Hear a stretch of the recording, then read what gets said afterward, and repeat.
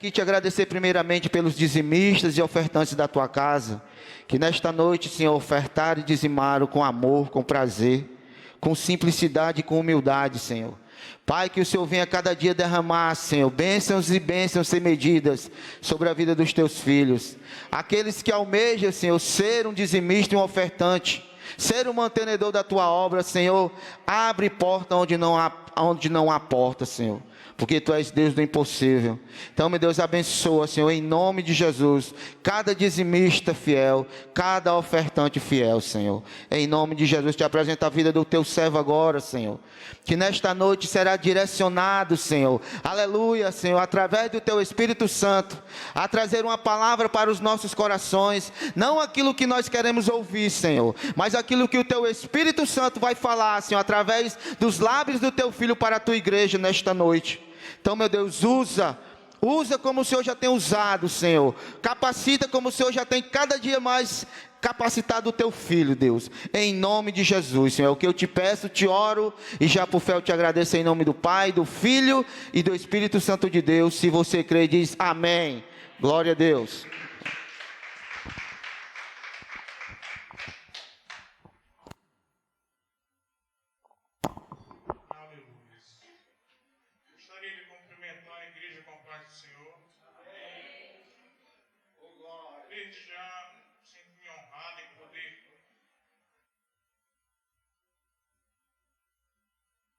Trazer a palavra dele.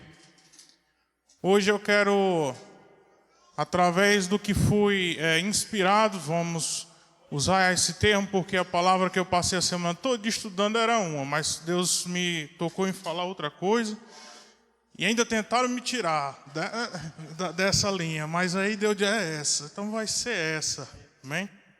Glória a Deus. Hoje eu vou falar sobre a casa de Jesus. É uma palavra evangelística. Você talvez em alguns momentos vai se sentir enfadado comigo, porque eu vou usar a forma de educação, de termos de aprendizagem. E logo no final vai vir a reflexão dessa palavra evangélica, para que a gente possa entender mais um pouco dos evangelhos, a vontade de Deus para a nossa vida, amém?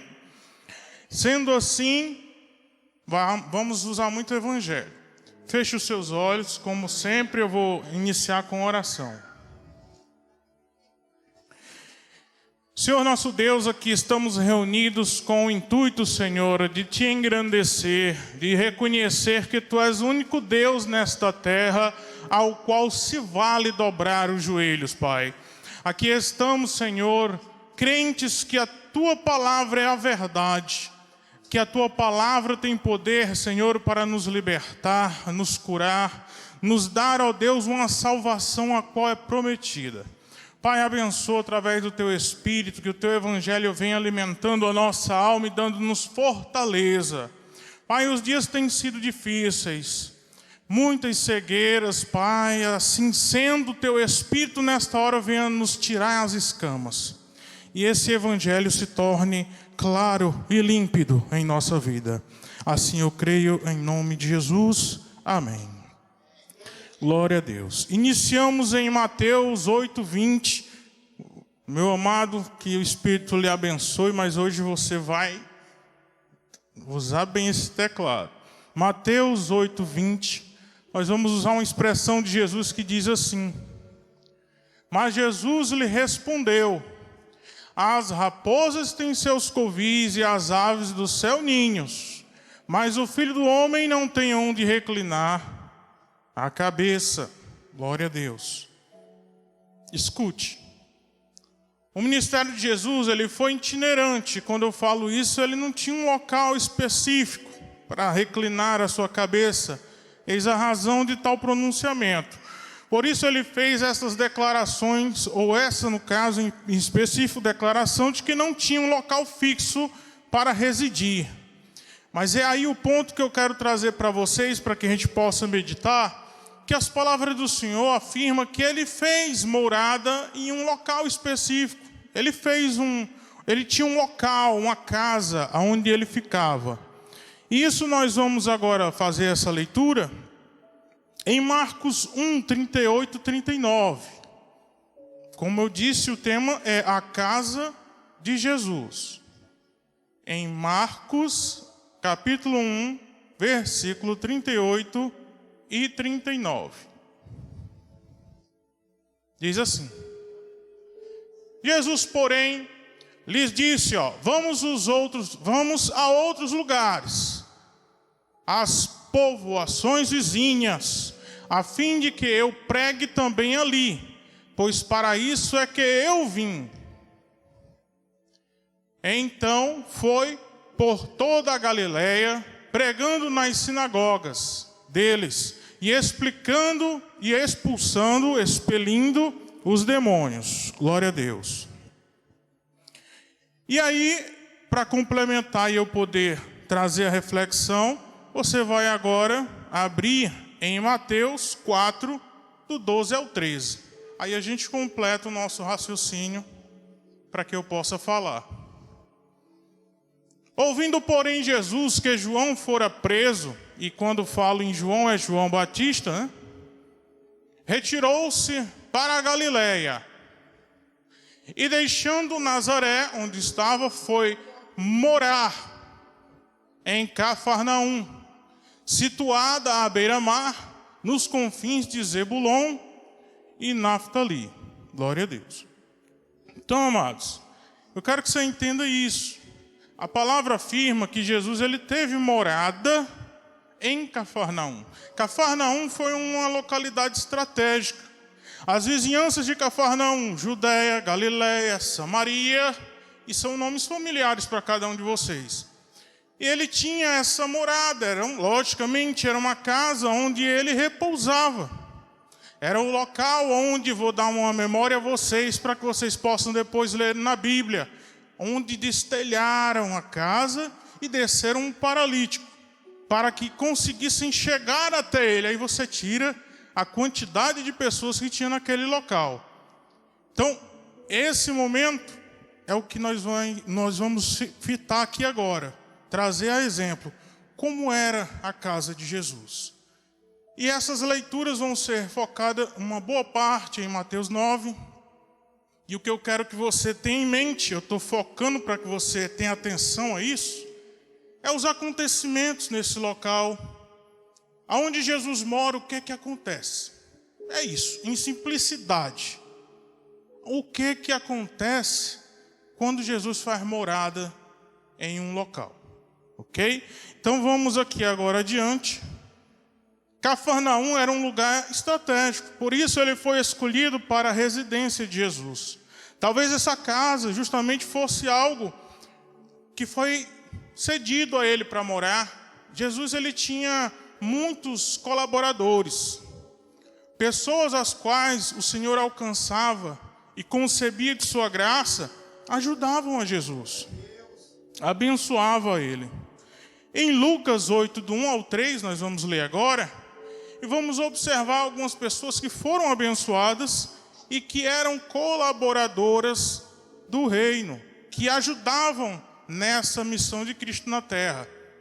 Aconteceu depois disto que andava Jesus na cidade, de cidade em cidade e de aldeia em aldeia, pregando e anunciando o evangelho do reino de Deus.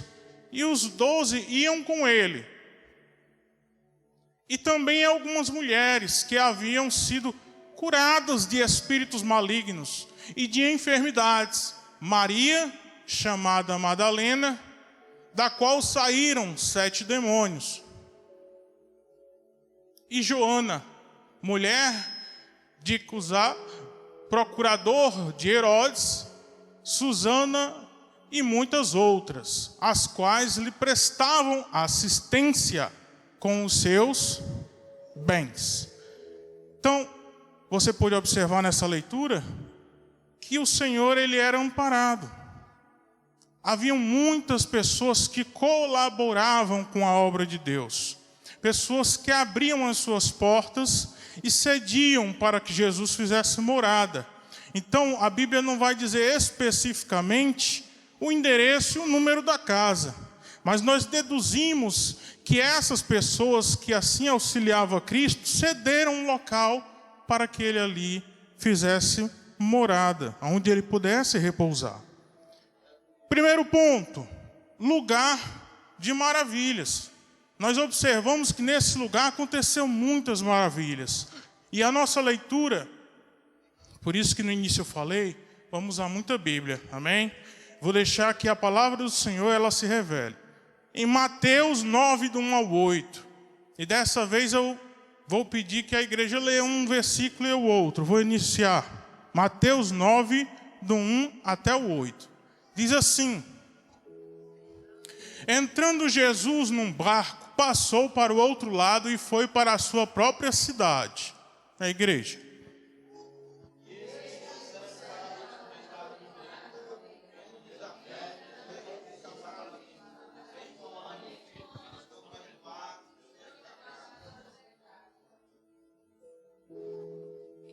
Mas alguns escribas diziam consigo: este blasfema.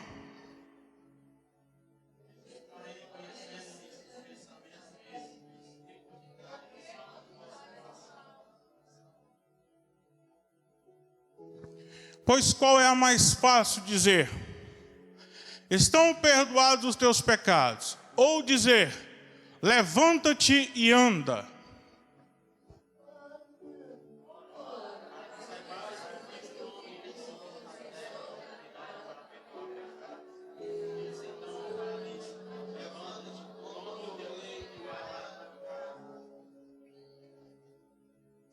E levantando-se, ele partiu para a sua casa.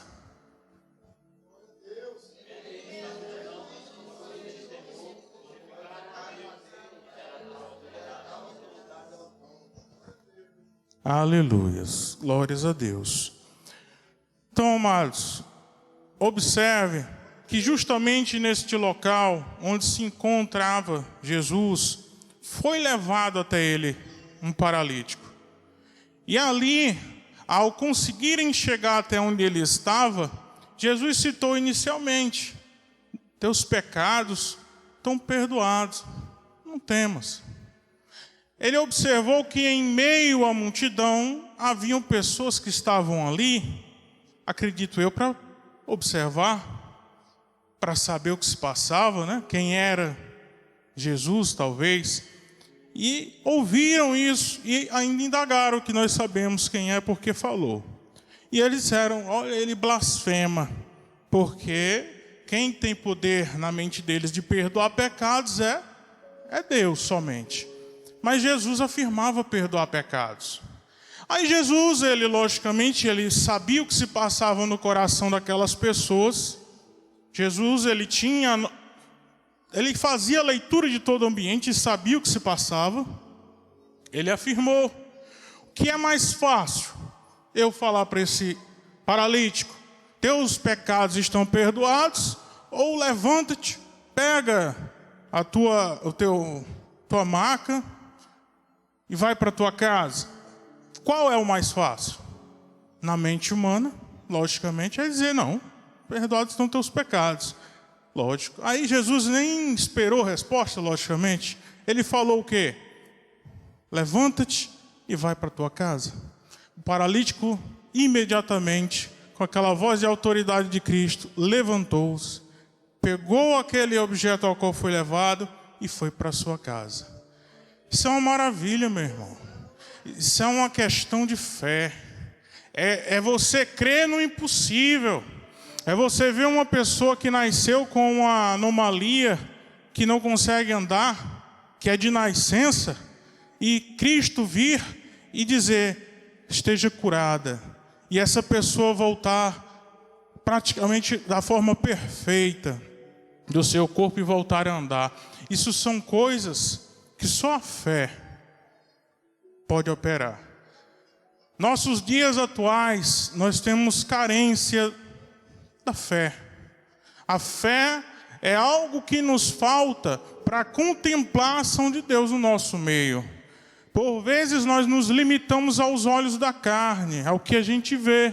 Nós julgamos pela aparência, nós julgamos muito pelo que a gente vê. Tanto que lá fora o que importa é a primeira impressão. Lá ensina isso: olha, a primeira impressão é a que fica. Só que nem sempre, e para Deus jamais, a primeira impressão não é a que fica. Não é, de forma alguma. Nesse local, Jesus ele trabalhava, você consegue observar, por isso que era maravilhoso, não só para os que ali estavam de fato com o coração devoto a Ele, com fé, mas aqueles que também estavam ali para apontar o dedo, para julgar, para querer pegar Ele em uma falha e levar Ele a julgamento. Vocês devem lembrar até de uma passagem, nós vamos citar, mas eu adianto só para que você tenha isso em mente, que houve um cobrador de impostos que foi lá. Indagou entre os discípulos, porque ele mora aqui e tal, e ele não paga imposto, igual os outros. Jesus disse assim, a quem Jesus pediu? Adivinhem, quem era o pescador que jogou as redes no mar manso? Perfeito. Vai lá no mar, lança, pega o primeiro peixe, pega só o primeiro peixe. Dentro da boca do peixe, tu vai encontrar uma moeda. E você vai pagar o teu e o meu imposto. Ele quis dar o exemplo. Ele não precisava pagar porque Jesus era filho, era da descendência de Davi. E todos os descendentes de Davi não precisavam pagar imposto. Mas ele queria dar o exemplo. Então, esse local foi um local de maravilhas. Ali o Senhor operou milagres tremendos. Ele ensinou com esses milagres. E ali ele continuou fazendo maravilhas. E dando continuidade, nós vamos ao segundo ponto, que seria um lugar de amor. Aonde Jesus ele faz morada, além de se tornar um lugar de maravilhas, é um lugar que é implantado o amor. Até porque o amor de Cristo na vida do ser humano, ele constrange. Ele constrange. Da onde você menos espera, vem atitudes, às vezes, de amor a seu respeito, que você fica constrangido. Que por muitas vezes você não daria nada pela pessoa e se nega até considerar a pessoa e aquela pessoa lhe considera. Lhe tem alto preço. Que tem você em suas orações e você nem aí para a vida dessa pessoa, porque você a despreza. Essas coisas é o que Jesus chega para aniquilar, para acabar, que é a falta de amor.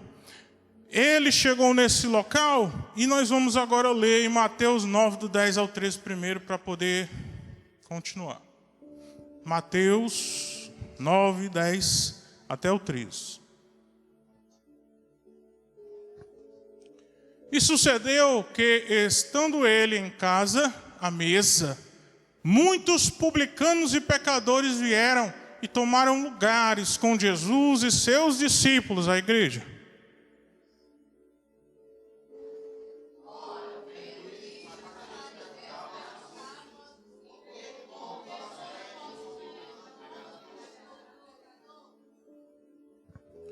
Mas Jesus, ouvindo, disse: os sãos não precisam de médico, e sim os doentes.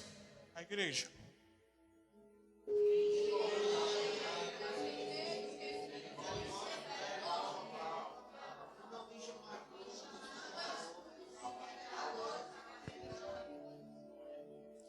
Glória a Deus. Aleluia. Amados irmãos, aí você fez uma leitura que justamente, se você parar para olhar com outros olhos, você vai entender que Jesus ele veio sem fazer acepção de pessoa. Publicano, fariseu, pecadores, saduceus, publicanos, seja quem viesse a ser, ele recebia em sua casa, ele dava lugar em sua mesa, e ali ele operava, porque ele tinha amor para dar.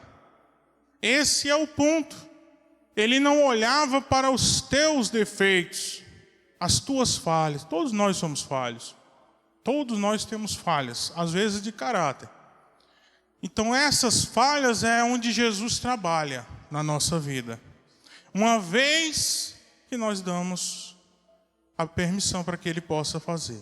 E nesse caso, depois eu volto para os meus pensamentos, Jesus, ele deu lugar à mesa. E pessoas ficavam falando, por que ele se assenta com os pecadores? Querendo explicações, querendo entender por que Jesus, ele era tão diferente. Por que ele abria exceção para essas coisas? Mas você acredita que a pergunta deles era uma pergunta inocente? Não era. A intenção era achar uma falha para o prender, para o encarcerar. O inimigo é sagaz. Mas Jesus, ele era tão sublime, seus milagres eram tão sobrenaturais, que eles ficavam de boca aberta, sem saber explicar o que havia acontecido naquele lugar. Se você lembrar, em uma dessas reuniões chegou uma prostituta e levou um vidro de... Exato. Um perfume, vamos traduzir. E o que ela fez?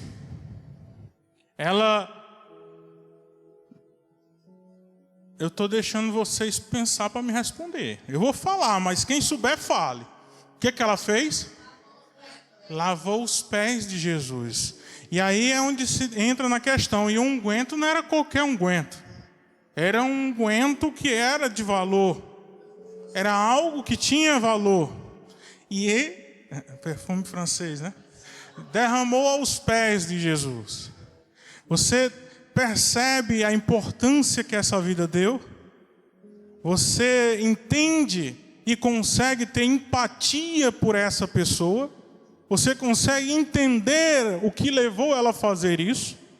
Você consegue absorver que a alma dela estava necessitada por perdão? Esses pontos, esse sentimento, é o que desperta. E aquele lar, onde ali fazia morada Jesus, era um lar que já acontecia maravilhas. Ali é onde o Senhor já estava habitando, o Espírito ali operava livremente. E vocês lembram dessa passagem, a qual ali Jesus falou algo para aquela mulher. E eu tenho certeza que vocês lembram o que foi. Quem lembra? Olha aí como eu estou exigente hoje, né? Irmãos, tragam à mente que em virtude do seu arrependimento e o seu ato, ela conseguiu o seu perdão. Jesus perdoou. Jesus, ele deu o que a alma dela tanto queria. Era perdão. Ela precisava de paz. As nossas almas estão agonizantes. Poucas pessoas percebem isso. Mas ela precisa de paz, e uma paz que só o Senhor tem para dar. Muitas vezes nós corremos uma vida frenética, queremos muitas coisas que às vezes não nos convêm, e nós esquecemos desse fato real, que nós temos que estar aos pés do Senhor, para que ali a gente possa receber a orientação e o perdão. Esse amor que eu cito, lugar de amor, é justamente o que eu vou citar agora em 2 Coríntios 5,14.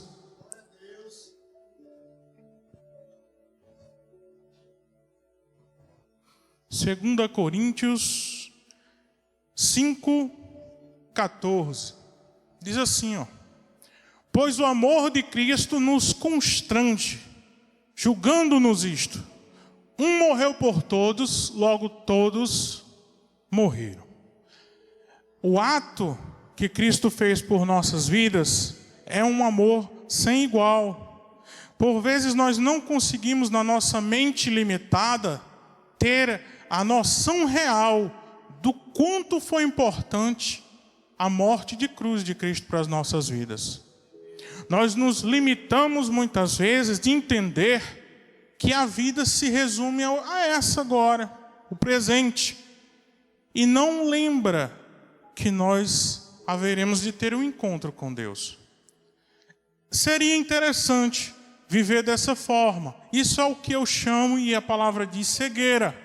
Muitos viviam uma cegueira. Não estavam lembrando de Deus no momento presente. E Jesus, ele trouxe a memória. Como? Trazendo perdão, rompendo o rancor, tirando toda a depressão, tratando a alma daquelas vidas. Falta de perdão adoece a alma profundamente. Quanto mais você retém o perdão, mais você se afoga nessa amargura e nesse rancor, ao ponto que você não consegue ter e nem sentir a presença de Deus. A ira por alguém ou alguma coisa que aconteceu, seja no passado ou no presente, você não deve guardar, dormir com a ira, que ela ao amanhecer seja dissolvida da tua vida. Todo o rancor, tudo o que passou, na verdade, tudo isso entrega nas mãos do Senhor. Ele estava ali justamente fazendo isso, ele estava tratando aquelas almas. Ele estava operando milagres naquele local. As palavras de Jesus eram direcionadas justamente para tirar a escama dos olhos daquelas pessoas. Jesus, ele dá vara, linha e anzol, mas às vezes a pessoa não quer lançar ao mar para poder pescar o seu peixe. Então nós precisamos fazer a nossa parte. Jesus, ele faz tudo por nossas vidas. Ele capacita-nos para tal, mas nós temos que fazer a nossa parte. E ali ele estava fazendo, e o amor estava brotando em meio àquelas pessoas. Não era à toa que havia tantos que caminhavam junto com Cristo. Quem pode ver ou assistir esses vídeos, eu acredito que aquilo ali nem retrata de fato, mas eram multidões exageradas. Jesus às vezes tinha que atravessar o rio para o outro lado para poder fugir daquela multidão. Teve uma ocasião que os discípulos se preocuparam. Senhor, o Senhor tem que descansar, o Senhor tem que comer alguma coisa. Foi a passagem onde ele disse: você não está vendo os vales já verdejantes para a colheita, que é justamente as vidas, as almas, necessitando realmente da palavra do Senhor e da palavra proveniente de Jesus. Ele diz: eu haverei de comer algo que vocês nem imaginam. Ele diz: será que alguém já deu de comer ele em algum canto e a gente não viu? Entendem? A linguagem era espiritual, mas Cristo, ele se entregou pelo propósito, pela vida de cada um de nós. Isso aqui é amor, irmãos. Outra coisa, terceiro, era lugar de restauração. Mateus capítulo 9, versículo 27 ao 33. Glória a Deus. 27 ao 33 diz assim: partindo Jesus dali, seguiram 2 cegos, clamando: tem compaixão de nós, filho de Davi. Igreja.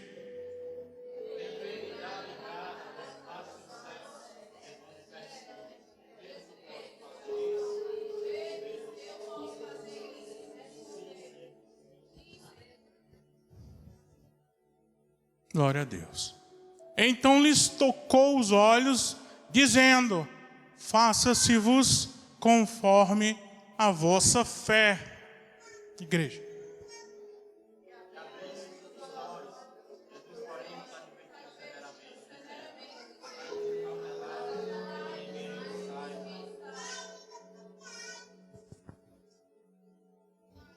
Glória a Deus. Do 27 ao 33. Saindo eles, porém, divulgaram-lhe a fama por toda aquela terra. A igreja.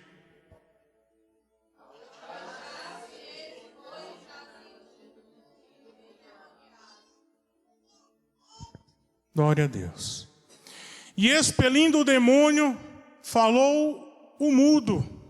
E as multidões se admiravam, dizendo: jamais se viu tal coisa em Israel. Irmãos, vocês conseguem imaginar como era andar com Cristo nessa época? Era uma maravilha. Era uma maravilha. Era uma segurança, era uma firmeza, porque a palavra de Cristo era a verdade e libertava aquelas vidas ali na medida que elas criam em tudo aquilo que ele pregoava. Então a restauração, eu vou citar um exemplo para você. A casa de Jesus estava aberta para pessoas enfermas e endemoniados, que iam até ele buscar cura e libertação. Por onde Jesus passava, ele ministrava restauração aos que por ele buscavam. Mas sua casa também estava aberta para receber estas pessoas. Jesus, ele havia até mesmo ressuscitado a filha de Jairo. E esse exemplo eu faço questão de trazer para que a gente possa ter um exemplo prático para as nossas vidas. Mateus, capítulo 9, do 23 ao 26. É rapidinho.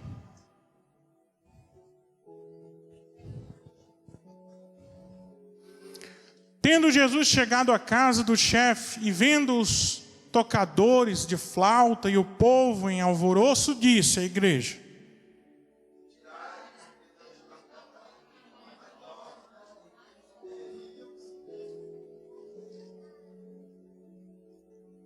mas afastando o povo, entrou Jesus, tomou a menina pela mão e ela se levantou.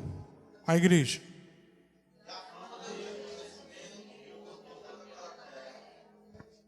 Glória a Deus. O que vocês conseguem nessa leitura perceber? Aí é uma questão de agora observação de olhos espirituais. Você viu naqueles dois cegos que iam acompanhando Jesus, que aí você se pergunta como é que o cego acompanha alguém, que ele não está enxergando nada, né? Mas nós deduzimos que ele acompanhava a multidão pelo som, né? E ali ia acompanhando e gritando, logicamente. E ali Jesus chegou para eles e perguntou algo. O que vocês, né? Pronto. E o que Jesus respondeu? Eu vou deixar vocês mesmos se responderem. O que Jesus respondeu?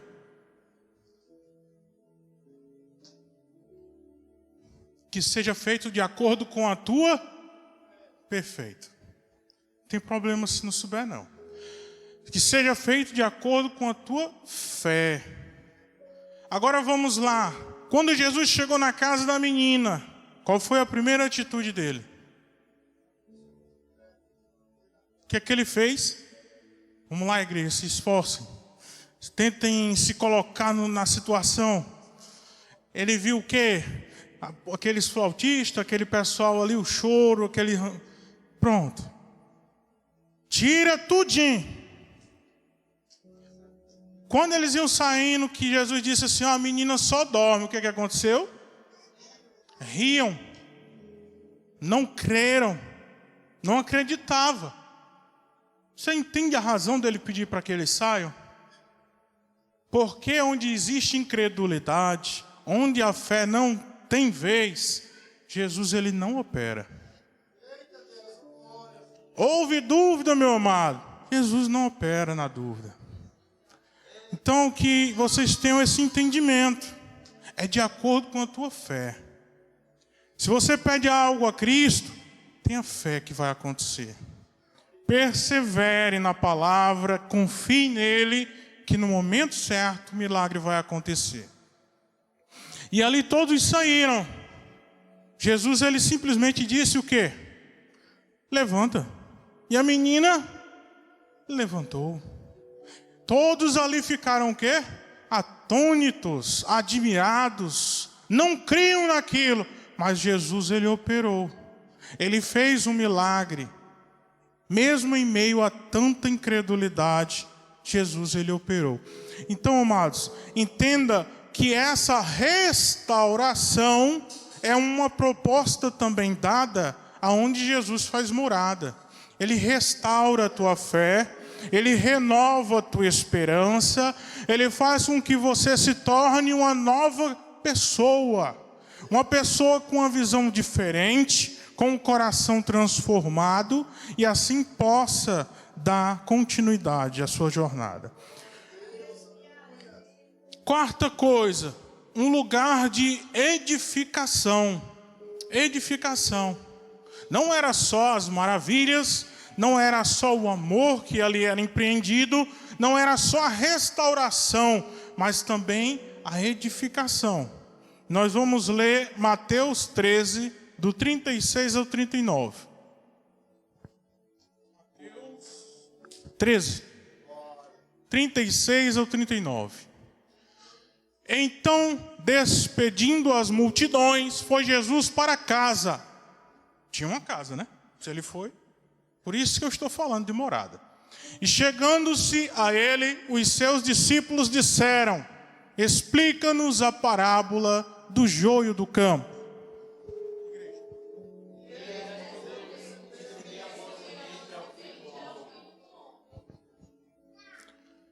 O campo é o mundo. A boa semente são os filhos do reino. O joio são os filhos do maligno. Igreja.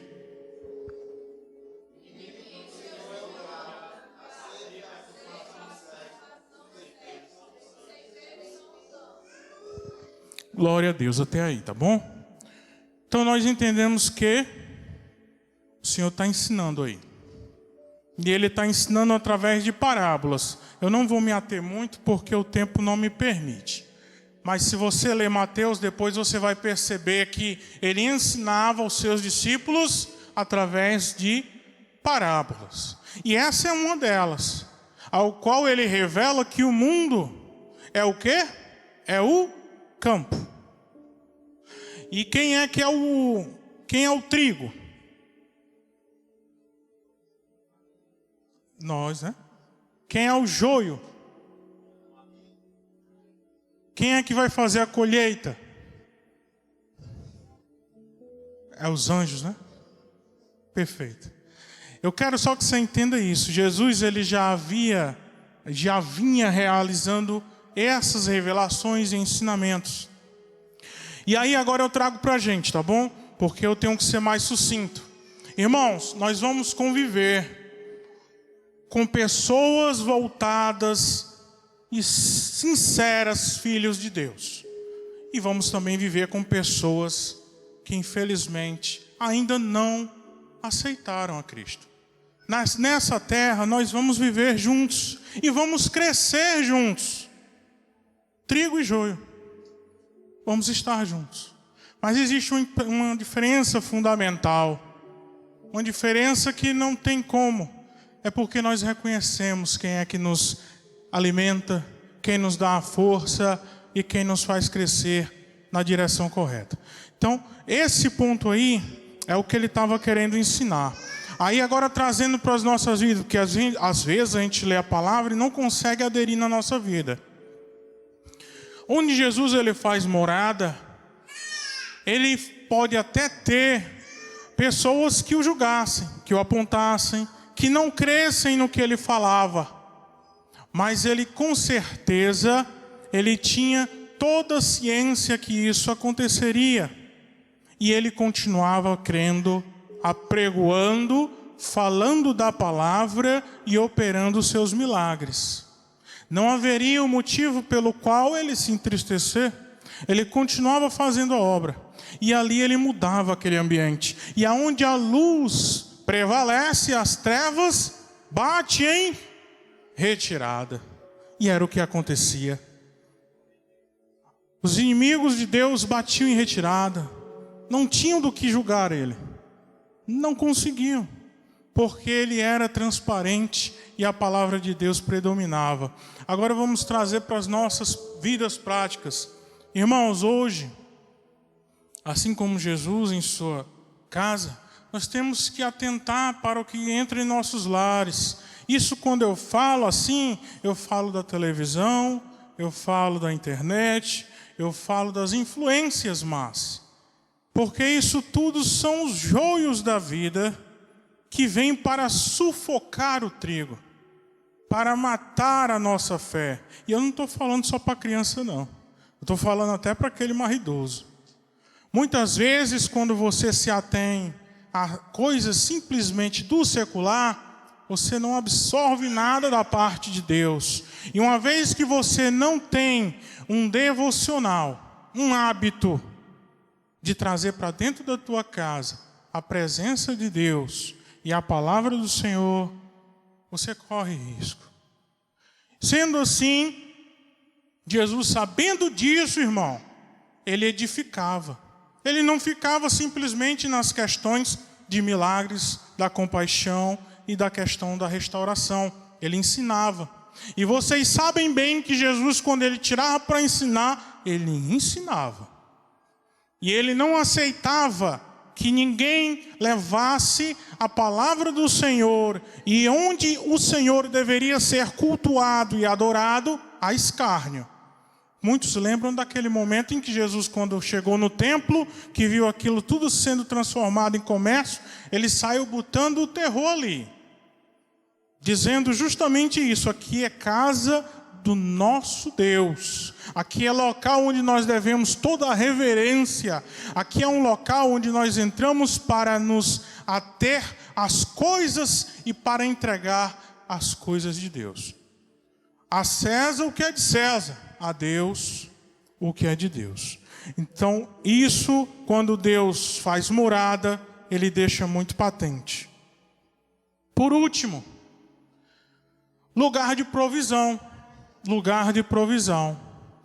Irmãos, até aqui eu estou mostrando, primeiro, onde Jesus faz morada, ele traz o que é início. Quem lembra? Eu vou dizer tudinho, mas eu estou forçando o pensamento.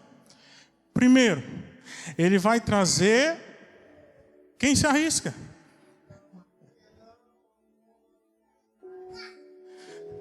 As maravilhas do Senhor, né? Segundo, o amor. Terceiro, a restauração. Quarto, acabei de dizer, a edificação. E o último que eu vou citar agora, a provisão. A provisão nós vamos ver em Mateus 17, do 24 até o 27. Mateus 17, do 24 até o 27. Tendo eles chegado a Cafarnaum, dirigiram-se a Pedro, os que cobravam o imposto das 2 dracmas, e perguntaram: não paga o vosso mestre as 2 dracmas? Igreja.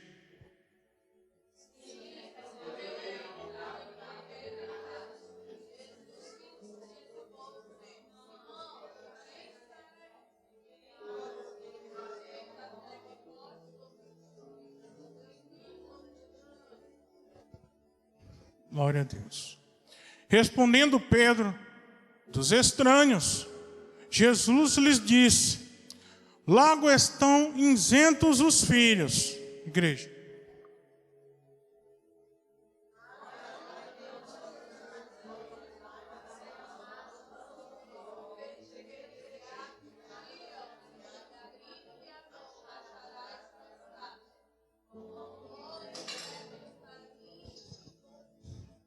Glória a Deus. Veja aqui o Senhor com um ato milagroso, porque isso aí é algo que é pela fé. Já imaginou você ter fé suficiente ao ponto de fazer um ato assim? Vai ali no canal, pega o primeiro peixe, traz aqui e abre, que lá vai ter uma moeda de ouro. Aí você paga todas as suas contas. Isso parece até ironia, não é verdade?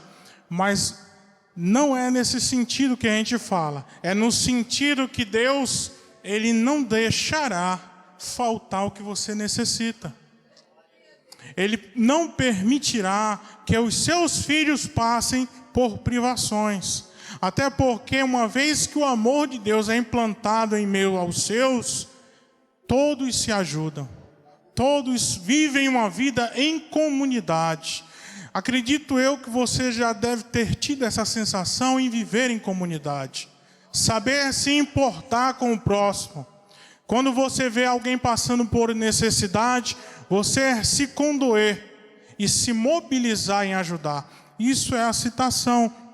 E aqui nós temos essa revelação da parte de Deus, que quando os cobradores de impostos, eles bateram na porta de Jesus, talvez houvessem até armado uma pegadinha para surpreendê-lo e ter uma acusação contra ele. Mas com a sua sabedoria, Jesus ele agiu e de maneira exemplar, além de milagrosa. Pedro ele recebeu essa missão. Ele foi ali pescar apenas um peixe, no qual encontraria uma moeda que dava para pagar a taxa tanto de Cristo como a dele próprio Pedro. Então, nesse momento, em virtude do horário, eu quero pedir ao Jonilson que prepare o vídeo para vocês poderem assistir. Nós temos que trazer para a vida espiritual. Até então eu estou falando do Evangelho na época de Cristo. Hoje é um culto de família. Só que essas verdades não ficaram lá naquela época. Elas servem para hoje. Quem pode responder para mim se Jesus está aqui presente? Jesus é vivo? Continua operando? Eu creio. Você concorda comigo que a nossa vida, nosso corpo é templo e morada de Deus? Então essa morada tem que ser também a morada que Cristo habita. E ela tem que ser uma morada a qual vai passar por essas fases. A vez que Jesus ele faz morada na vida do ser, opera maravilhas. Ele libera o amor, e esse amor ele supera todos os problemas. Sabe quando você ama tanto que às vezes eu conheço uma pessoa que teve uma criança recente, uma amiga, e ela não pode ver o filho que ela diga, eu amo tanto que dói. Eu imagino um amor desse, um amor que dói, né? Aí você tira, imagina, o amor de uma mãe pelo um filho. Imagina o amor de Deus para com a sua criação. Não tem nem medida. Então, ele vai trazer esse amor que supera qualquer problema. Ele vai fazer a restauração desse lar. Ele vai edificar, meu amado. Ele vai edificar dando sabedoria, entendimento para as tuas decisões. E por último, ele vai prover. Ele vai fazer com que você tenha a vara, a linha e o anzol nas suas mãos. Agora pescar, você tem que pescar, meu irmão, senão aí é exagerar, abusar de Deus. Amém? Aqui agora eu dou a conclusão que a casa que Jesus faz morada é uma casa de milagres, amor, cura, ensino e perdão. Amém? Que essa palavra possa abençoar a sua vida. Que Jesus possa fazer morada na sua vida. Porque uma vez que Ele fizer morada na sua vida, eu tenho certeza que a sua família vai desfrutar dos frutos do Espírito. Amém? Jonilson vai colocar um vídeo.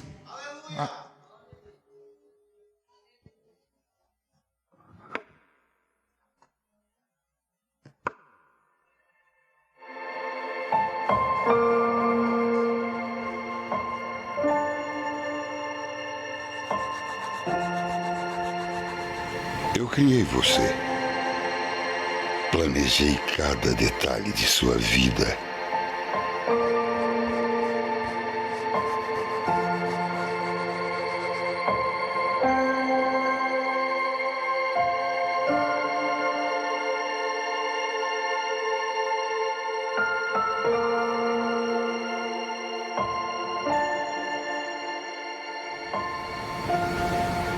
Mas algo terrível aconteceu.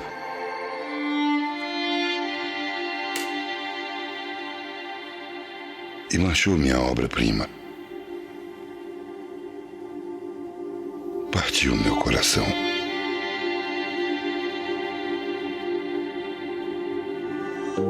Suas escolhas o afastaram de mim. Você quis assumir o controle, desenhar os contornos de sua trajetória.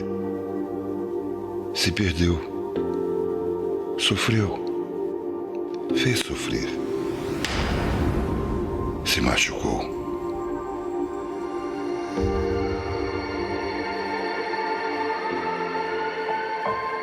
Mas eu pintei com sangue uma nova história para você.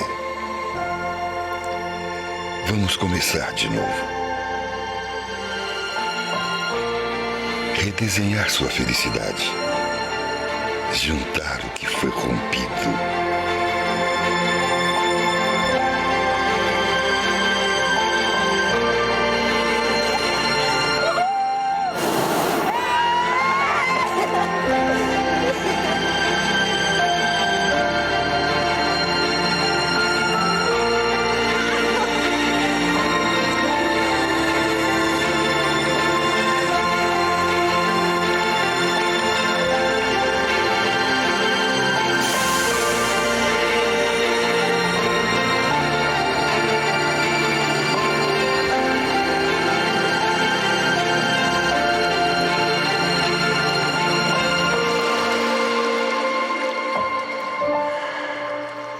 Eu criei você e lhe devolvo a esperança de um final feliz.